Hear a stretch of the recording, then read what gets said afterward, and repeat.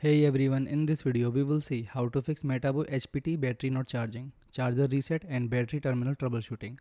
Fix 1 is check the power source. Make sure the charger is plugged into a working wall outlet. Try a different outlet to rule out a power issue. Avoid using damaged extension cord or loose power strips. Second one is perform a charger reset.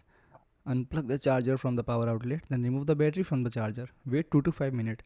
Plug the charger back in, reinsert the battery and check if charging start. Third one is clean the battery and charger terminals. Remove the battery from the charger, then inspect the metal contact on both the battery and charger. Wipe away dust or dirt with a clean dry cloth. If needed, gently clean the contact with a cotton swab dipped in isopropyl alcohol. Let the contact dry completely before charging again. Fourth one is check the charger indicator light. Insert the battery into the charger, observe the charger LED.